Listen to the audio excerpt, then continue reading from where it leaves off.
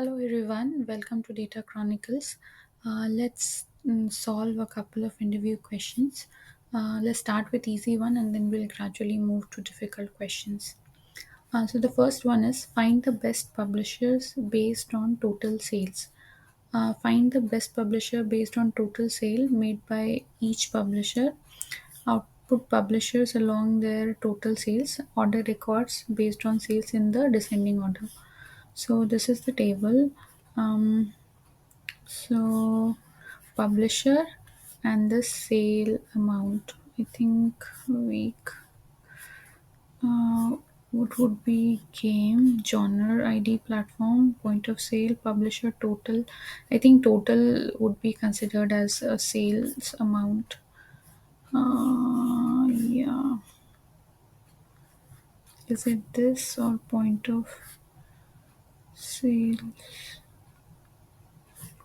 Let's go with total only. So select publisher, comma, a sum of total as total sales from the table name group by 1 and order by 2 descending. So this should work. Let's Yeah, this is the solution. So let's go to the next one. Find the genres that yielded the highest sales. So this is the same table. Output the genre alongside with its total sale, and it's pretty much same. Instead of publisher, this time we'll be aggregating from genre sum total as total sales group by 1 order by 2 descending.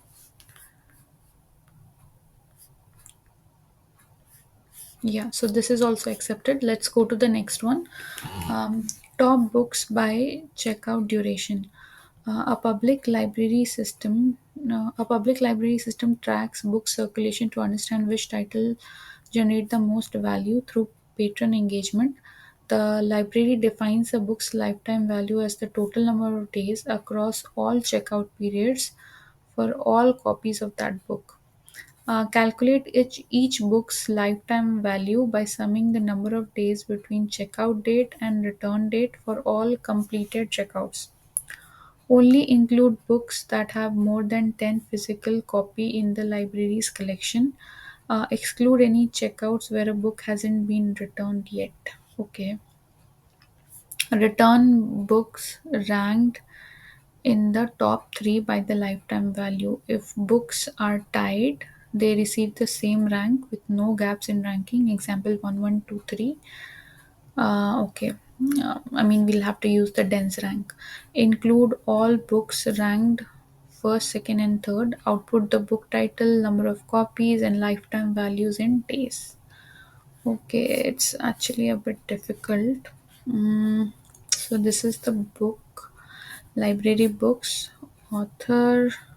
Okay, we do have number of copies as a column, so that makes it a little bit easy. Book ID, title, author, number of copies, library checkouts, book ID, checkout date, return date. So, okay, calculate each book's lifetime by summing the number of days between checkout and return. Okay, first of all, there has to be a filter that has more than 10 physical copies. So, what we can do is let's create a subquery with books as select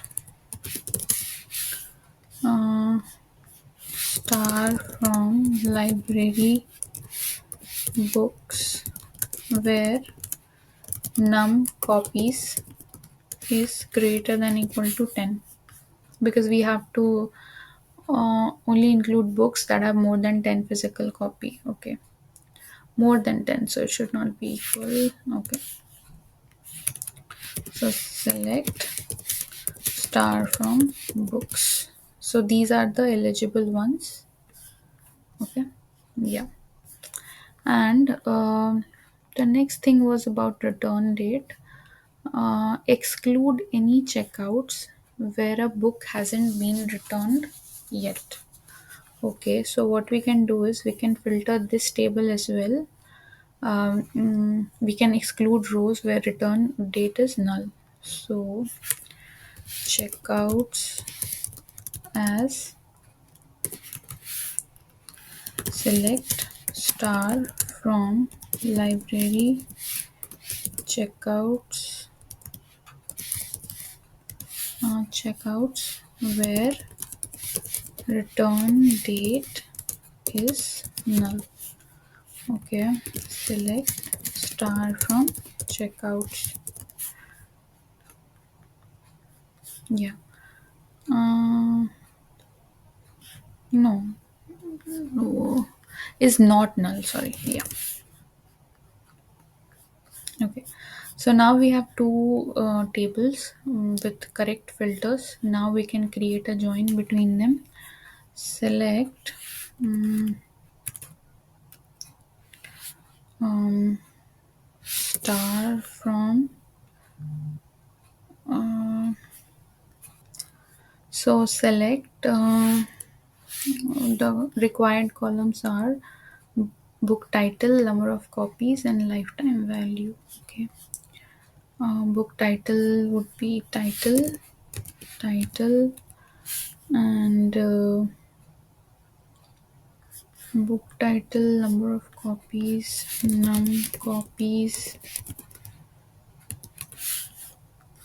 and the lifetime value. For lifetime value, we'll have to use check out date and return date. And I can add a column as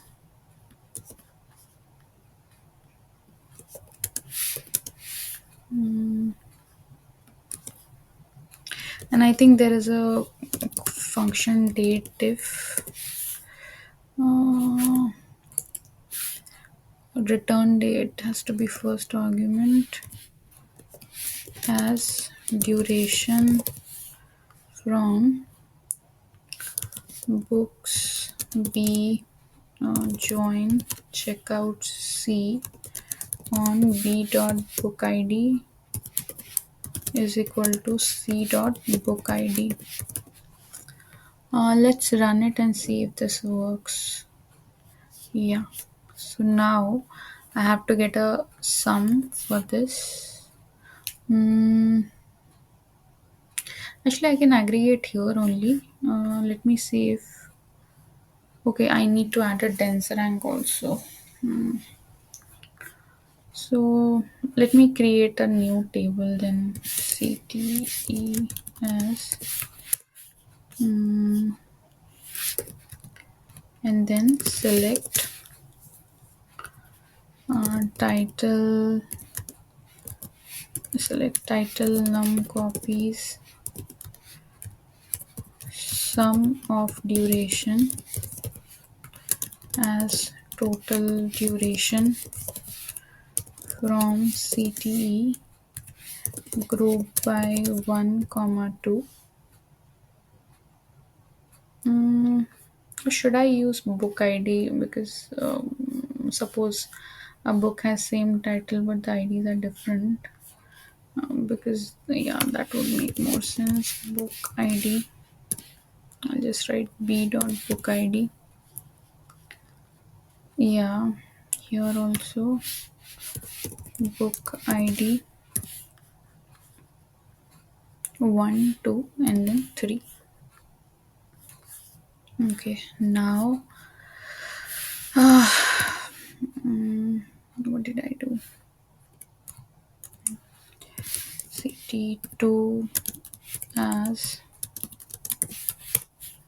I could have solved this without creating these many subqueries. I'm just going step by step through these subqueries. Now select book. I'll just use title num copies, and the lifetime value. Okay, I can use, I should change this lifetime value.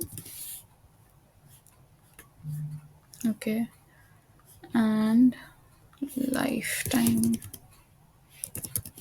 value and dense rank um over, there is not enough partition, but order by lifetime value descending as rank from city 1. Okay, now I have to just get the top 3. So I'll use select title num copies lifetime value from, I'll just use a city2 where rank in 1, 2, and 3. And do I need to order them somehow? I don't think so. Okay, so let's run the solution. Yeah, so the solution is accepted. Let's go to the next one. Fifth highest salary without top or limit. Okay, you have been asked to find the fifth highest salary without using top or limit. Duplicate salary should not be removed. Okay. Hmm. I could use a subquery, but that would be a lot. Fifth highest salary without top or limit. So select salary order by 1 descending. Okay, so what I could do is maybe I can add a rank function, rank over order by salary descending as rank. Okay, now select salary from this T where rank is equal to 5. Let's check the solution. Yeah, this one works.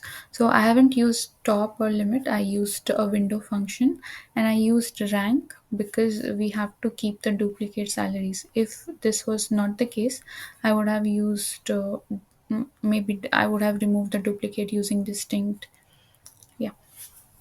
So let's go to the next one. Top 10 salaries. Find the top 10 highest paid employees. Your output should include the worker ID, salary, and department. Sort records based on the salary in descending order. So this is the worker, and I just need top 10. Okay. Okay. Select worker ID, salary, and department. Worker ID, salary, and department from worker order by salary descending. So there isn't much information whether for example, these two guys have like same salary. So I believe we have to keep both because the worker ID is different. So I'll just maybe top 10 salaries. I could use a rank function again. Department. rank over order by salary descending as rank. Okay, so now I could use a pair condition for this. Select worker id, salary, department from T, where rank is equal to, less than equal to 10. Yeah, so let me see. Yeah, so the solution works. Let's go to the next one.